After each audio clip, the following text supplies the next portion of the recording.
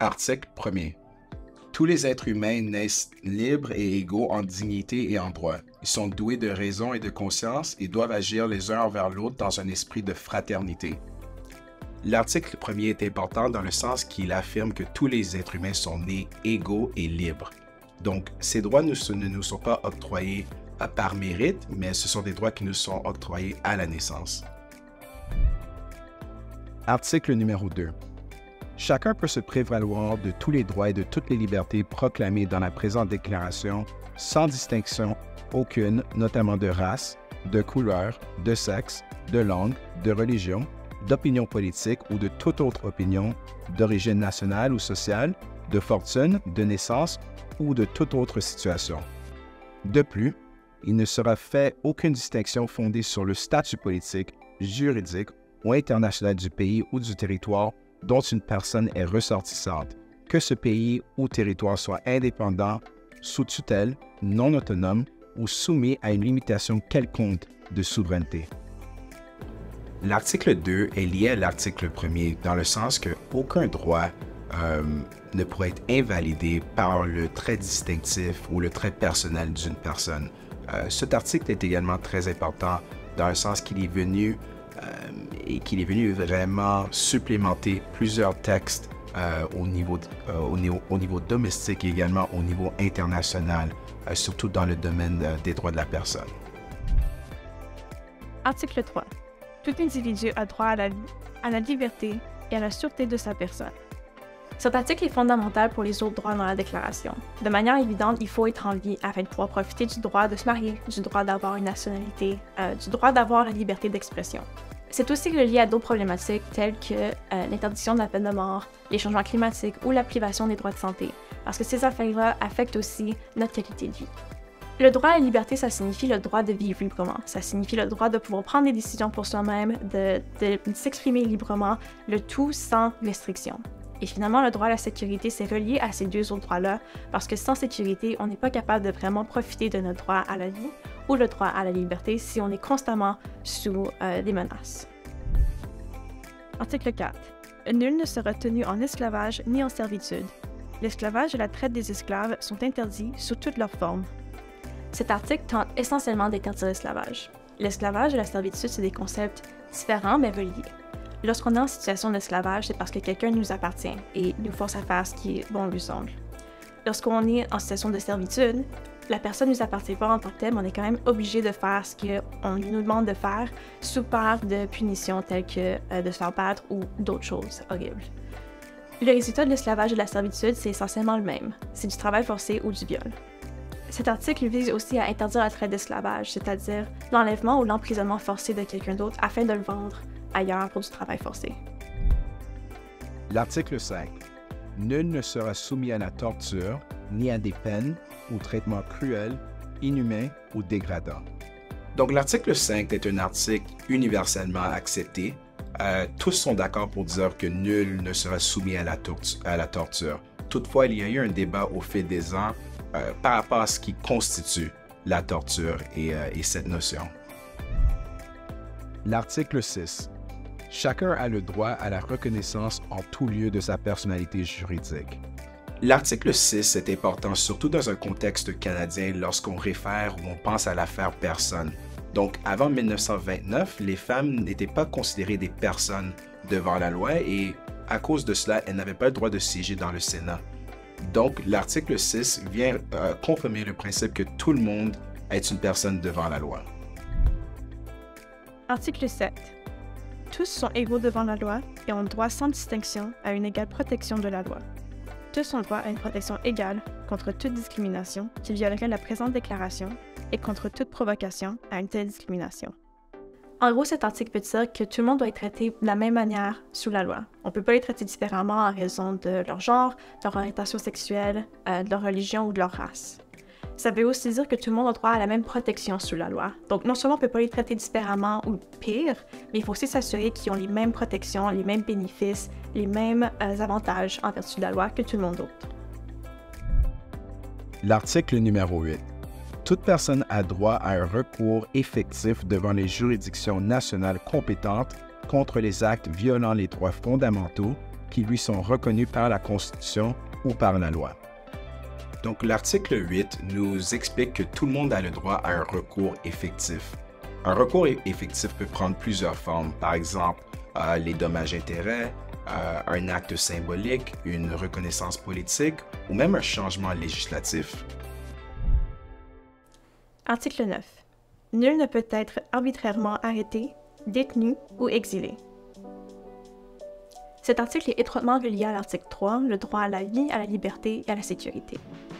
Une mesure est arbitraire si elle est prise sans base légale. Donc, par exemple, pour qu'une arrestation, une détention ou un exil soit fait de manière arbitraire, c'est lorsque quelque chose est fait sans procédure qui est claire, qui est prévisible, qui est appropriée, comme par exemple un procès équitable. Pour qu'une détention soit arbitraire, c'est lorsque quelque chose est pris sur un coup de tête, par exemple. L'article 10. Toute personne a droit, en pleine égalité, à ce que sa cause soit entendue équitablement et publiquement par un tribunal indépendant et impartial qui décidera soit de ses droits et obligations, soit du bien fondé de toute accusation en matière pénale dirigée contre elle. L'article 10 garantit et protège le droit à un procès équitable. Donc, un procès équitable, ça protège, par exemple, la présomption d'innocence, ça protège également le droit d'avoir un tribunal indépendant et impartial, et également, ça protège toute personne contre le principe de l'auto-incrimination. Article 11. 1. Toute personne accusée d'un acte délictueux est présumée innocente jusqu'à ce que sa culpabilité ait été légalement établie au cours d'un procès public où toutes les garanties nécessaires à sa défense lui auront été assurées. 2. Nul ne sera condamné pour des actions ou omissions qui, au moment où elles ont été commises, ne constituaient pas un acte délictueux d'après le droit national ou international. De même, il ne sera infligé aucune peine plus forte que celle qui était applicable au moment où l'acte délictueux a été commis. Cet article peut dire que toute personne doit être présumée innocente jusqu'à ce qu'elle soit déclarée coupable, et la seule manière qu'elle peut être déclarée coupable, c'est après un procès équitable où elle a été capable de se défendre pleinement. La deuxième partie de l'article, ça veut dire que personne ne peut être trouvé coupable d'une infraction si ce n'était pas une infraction au moment où l'acte a été commis. Donc on ne peut pas la trouver coupable rétroactivement. Ça veut aussi dire qu'on ne peut pas imposer une peine plus sévère que ce qui était prévu au moment où l'infraction a été commise, même si ça change par la suite. L'article 12. Nul ne sera l'objet d'immixtion arbitraire dans sa vie privée, sa famille, son domicile ou sa correspondance, ni d'atteinte à son honneur et à sa réputation. Toute personne a droit à la protection de la loi contre de telles immixtions ou de telles atteintes. Donc, le droit à la vie privée est un droit qui prend plusieurs formes, surtout de nos jours lorsqu'on pense à la vie privée sur l'Internet ou d'autres formes électroniques. Il est également important de reconnaître et de considérer par contre le fait que le droit à la vie privée peut être limité dans certaines circonstances, notamment avec l'obtention d'un mandat de perquisition dans une affaire criminelle. Article 13. 1. Toute personne a le droit de circuler librement et de choisir sa résidence à l'intérieur d'un État. 2. Toute personne a le droit de quitter tout pays, y compris le sien, et de revenir dans son pays. Cet article veut dire que les gens peuvent voyager et vivre n'importe où à travers le pays. C'est particulièrement vrai lorsque le monde doit quitter leur maison à cause de catastrophes naturelles ou de guerres. La deuxième partie de l'article veut dire que bien qu'on peut entrer dans d'autres pays, ils peuvent nous restreindre l'entrée dans ce pays-là. On a toujours le droit de quitter ces pays. On a aussi le droit de quitter notre propre pays, mais notre propre pays a l'obligation de nous laisser revenir chez nous. L'article 14. Devant la persécution, toute personne a le droit de chercher asile et de bénéficier de l'asile en d'autres pays. Ce droit ne peut être évoqué dans le cas de poursuites réellement fondées sur un crime de droit commun ou sur des agissements contraires au but et aux principes des Nations unies. Donc, essentiellement, l'article 14 nous rappelle et ancre le principe que toute personne a le droit de chercher l'asile dans un autre pays lorsque cette personne fait face à la persécution. Il est important de noter que ce droit n'est pas universel. Donc, par exemple, ceux qui sont coupables de crimes internationaux n'ont pas le droit de demander l'asile. Article 15. 1. Tout individu a droit à une nationalité. 2. Nul ne peut être arbitrairement privé de sa nationalité, ni du droit de changer de nationalité. Cet article veut dire qu'on a tous le droit d'être citoyen d'un pays et qu'on ne peut pas retirer la citoyenneté de quelqu'un sans processus équitable. De la même manière qu'on ne peut pas empêcher quelqu'un de changer leur citoyenneté s'ils suivent le processus nécessaire. L'article 16. À partir de l'âge nubile, l'homme et la femme, sans aucune restriction quant à la race, la nationalité ou la religion, ont le droit de se marier et de fonder une famille. Ils ont des droits égaux au regard du mariage, durant le mariage et lors de sa dissolution. Le mariage ne peut être conclu qu'avec le libre et plein consentement des futurs époux. La famille est l'élément naturel et fondamental de la société et a droit à la protection de la société et de l'État. Donc, de nos jours, cet article-là n'est peut-être pas surprenant, mais à l'époque, c'était un moment significatif lorsqu'on pense au développement et la promotion des droits des femmes. Donc, vous avez peut-être également remarqué que dans plusieurs textes dans la déclaration, on voit le terme « toute personne » ou on voit le terme « chacun ». Mais ce texte-ci ou cet article-là est très important et il est puissant dans le sens qu'il réfère aux hommes et aux femmes spécifiquement.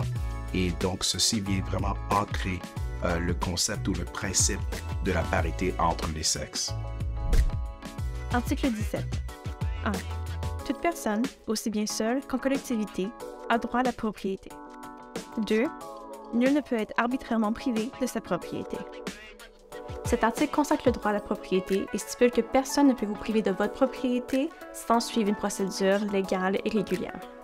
Le droit à la propriété est pertinent lorsqu'on pense aux biens des Juifs qui ont été arbitrairement confisqués lors de l'Holocauste ou lorsqu'on pense aux femmes qui n'étaient pas incluses dans les lois par rapport à la propriété auparavant. L'article 17 reconnaît aussi le droit des peuples autochtones à posséder leurs terres et leurs propres artefacts. L'article 18. Toute personne a droit à la liberté de pensée, de conscience et de religion.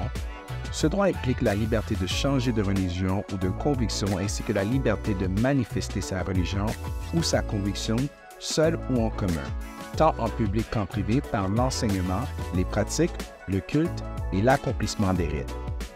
L'article 18 établit le droit à la liberté de religion, brièvement.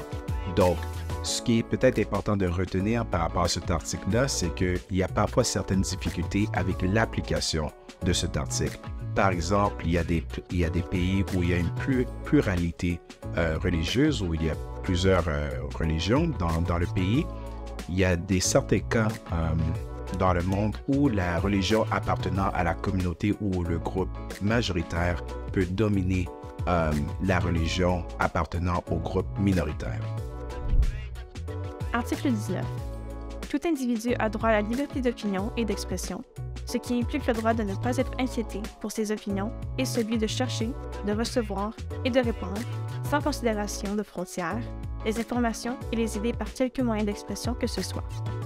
Le droit à la liberté d'expression et d'opinion est nécessaire pour plusieurs autres droits dans la Déclaration, tels que le droit à la religion, à la liberté d'association, d'assemblée et de participation aux affaires publiques.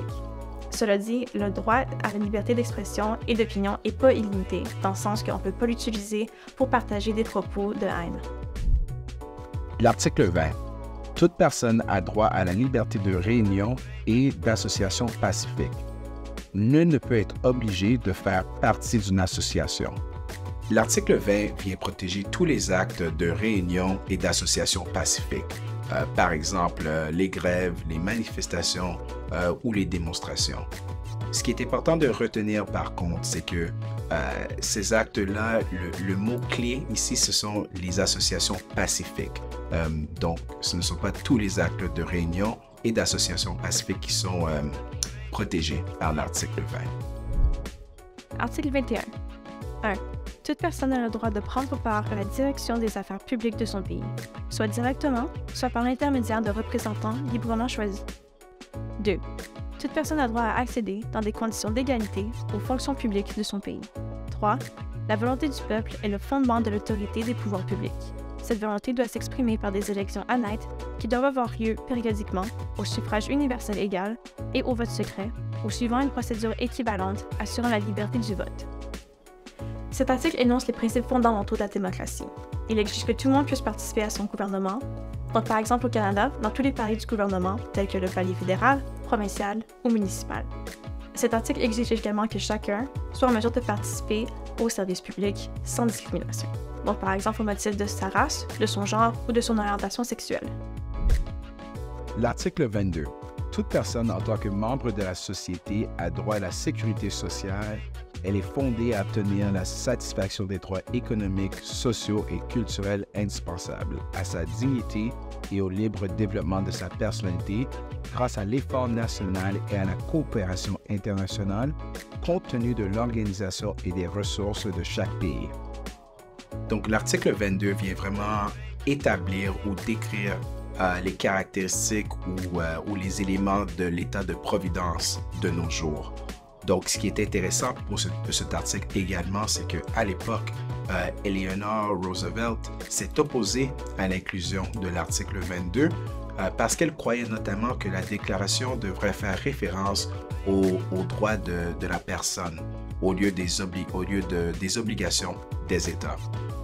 À l'époque, le bloc de l'Union soviétique et le délégué canadien se sont opposés à la perspective qui a été amenée par Mme Roosevelt et finalement, en bout de ligne, l'article 22 a été inclus dans la déclaration.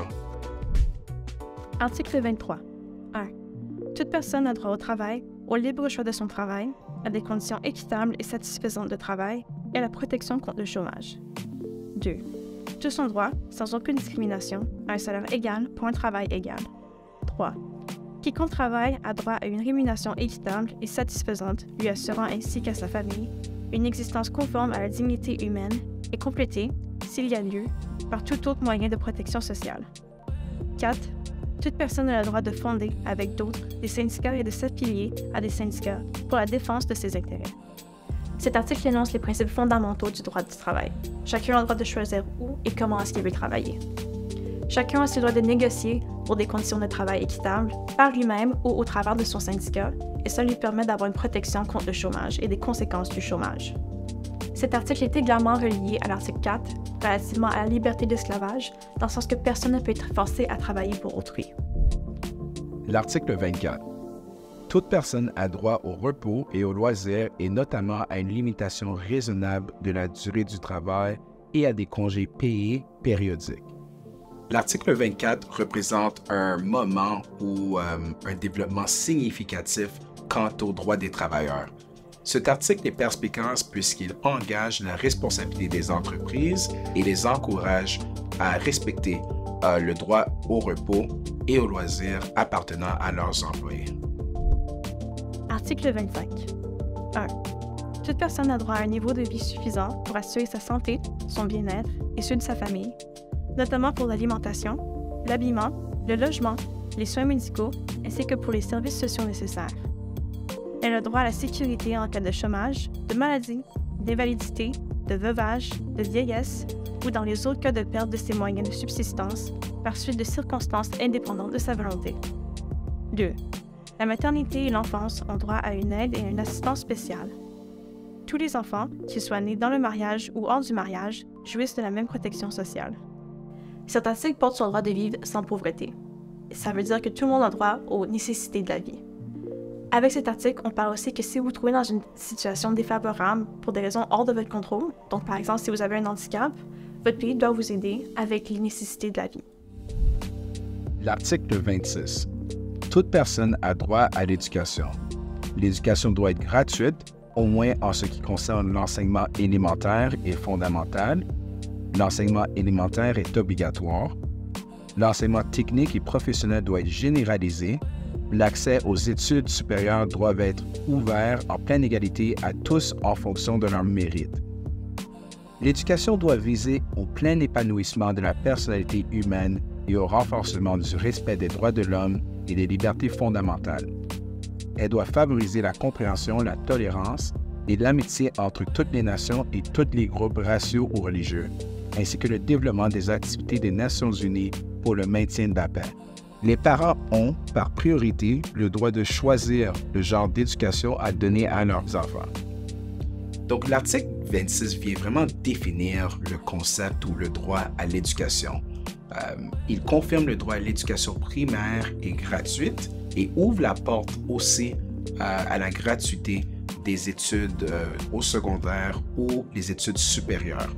Donc, depuis l'inception de la Déclaration, ce droit-là a été appliqué vastement par plusieurs pays.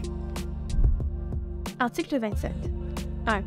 Toute personne a le droit de prendre part librement à la vie culturelle de la communauté, de jouir des arts et de participer au progrès scientifique et aux bienfaits qui en résultent. 2. Chacun a le droit à la protection des intérêts moraux et matériels découlant de toute production scientifique, littéraire ou artistique dont il est l'auteur. Cet article reconnaît le droit de chacun de participer à la vie communautaire, par exemple au travers des arts, de la culture ou des progrès scientifiques. Par exemple, en temps de guerre, l'un des objectifs des groupes militaires, c'est de détruire le moral ou le sens d'identité des forces opposées. Ils vont accomplir ça en détruisant des symboles culturels, tels que des monuments, des centres de culte, des lieux de culte ou des musées. Cet article-là tente d'empêcher ça. Cet article protège également le droit à la propriété intellectuelle lorsque vous créez quelque chose, que vous créez un travail tel qu'une œuvre d'art ou un développement scientifique. L'article 28. Toute personne a droit à ce que règne sur le plan social et sur le plan international un ordre tel que les droits et les libertés énoncés dans la présente déclaration puissent y trouver plein effet. L'article 28 vient essentiellement nous dire qu'un monde en paix est essentiel pour le respect des droits de la personne. L'article 28 vient également ancrer l'intérêt global pour le respect des droits de la personne à l'échelle mondiale. Par exemple, les Canadiens devraient promouvoir la paix et le respect des droits de la personne, non seulement dans le pays, mais également à l'échelle mondiale. Ceci soulève un nombre d'enjeux d'intérêt global pour lesquels nous devrions tous travailler ensemble, tels que le changement climatique. Article 29. 1. L'individu a des devoirs envers la communauté dans laquelle seul le libre et plein développement de sa personnalité est possible. 2. Dans l'exercice de ses droits et dans la jouissance de ses libertés, chacun n'est soumis qu'aux limitations établies par la loi exclusivement en vue d'assurer la reconnaissance et le respect des droits et libertés d'autrui et afin de satisfaire aux justes exigences de la morale, de l'ordre public et du bien-être général dans une société démocratique. 3. Ces droits et libertés ne pourront, en aucun cas, s'exercer contrairement aux buts et aux principes des Nations unies. La Déclaration établit les droits que nous avons par le simple fait qu'on est né humain. L'article 29 établit les devoirs que nous avons l'un envers les autres. Nous devons protéger les droits et libertés des autres, tout comme ils doivent protéger les nôtres. Ça veut dire que tes droits et libertés cessent là où est-ce que ceux de quelqu'un d'autre commencent. Finalement, l'article 29 précise que les droits et libertés ne peuvent pas être exercés d'une manière qui va à l'encontre des principes de la Déclaration. Article 30. Aucune disposition de la présente déclaration ne peut être interprétée comme impliquant pour un État, un groupement ou un individu un droit quelconque de se livrer à une activité ou d'accomplir un acte visant à la destruction des droits et libertés qui y sont énoncés. L'idée derrière l'article 30, c'est que chacun de nos droits et libertés sont indivisibles et sont aussi importants l'un que les autres. Cet article vise aussi à empêcher tout groupe ou personne d'utiliser la déclaration afin de justifier des actions qui violent les droits et libertés de quelqu'un d'autre.